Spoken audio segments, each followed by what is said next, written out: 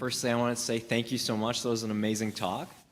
And I was wondering if you could elaborate. What I notice a lot, I go here to UBC, is that a lot of students and young people, they're often desensitized to, for example, the atrocities that communism or ideologies that forge terrorism.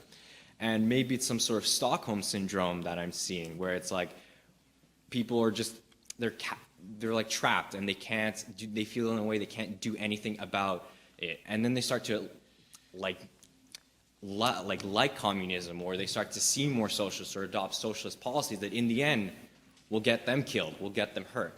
I was wondering if you kind of like elaborate on what you think can be done about that, or even if something can be done in that respect.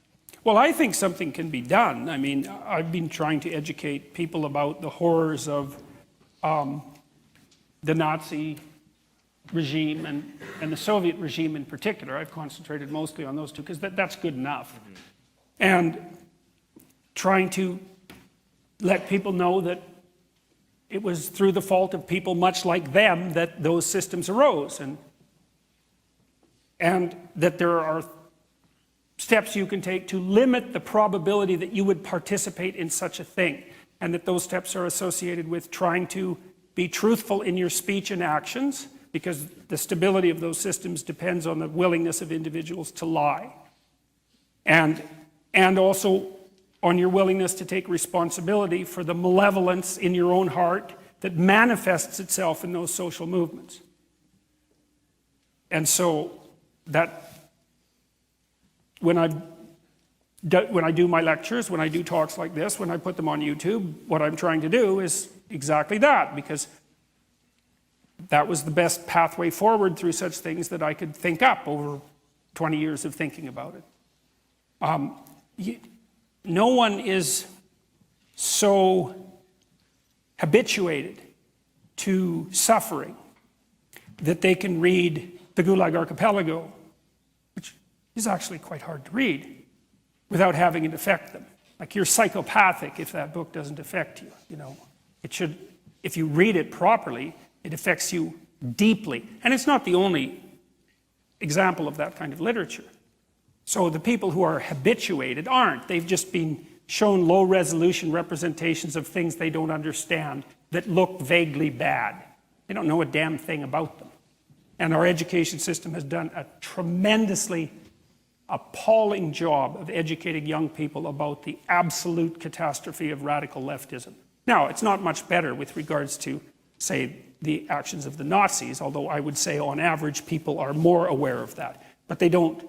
But it's shallow knowledge.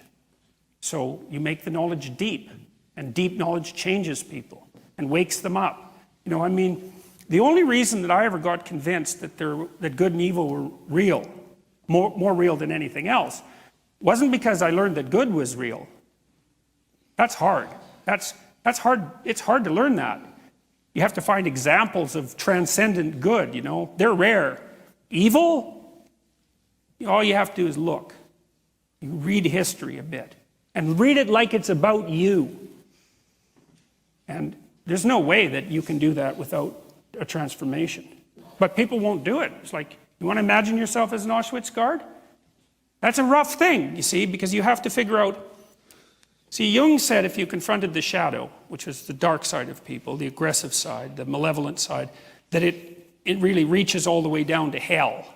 And Dante sort of was trying to put forward the same thing when he wrote the Inferno, right, with the levels of evil, right, because it was a voyage through the levels of evil right to the bottom. He thought the bottom was betrayal. It's pretty good. The center of malevolence is betrayal. I like that because to betray someone, you have to get them to trust you, and trust is a moral virtue, right, especially if it's courageous trust, because it puts you in alignment with other people and allows you to move forward into life. And if you betray that, it's like a knife in the heart through the back. Especially if it's someone who loves you, betrays you. And especially if they betray you for your virtues. That's a really nice twist. So, I believe, because I think that people are capable of good, that if they know enough about evil, that will straighten them out. So, but who wants that? You know, this is one of the things I really like about Jung. He's often regarded as a New Age thinker. That's wrong. He's no New Age thinker. He knew that the pathway to enlightenment was barred by the necessity of a passage through hell. And that no one was going to do that. That's why there isn't a world full of enlightened people, you might say. Like if it was just a matter of doing nice things, following your bliss, let's say, however you might put it, then why wouldn't everyone walk up the stairway to heaven? That isn't how it works. That's not how it works at all. I don't think you can be convinced of the necessity for moral action until you understand exactly how dark and terrible things can get, and that it's your fault that they're getting that way. Who wants to think that? So, you can think it though, but not without it burning you.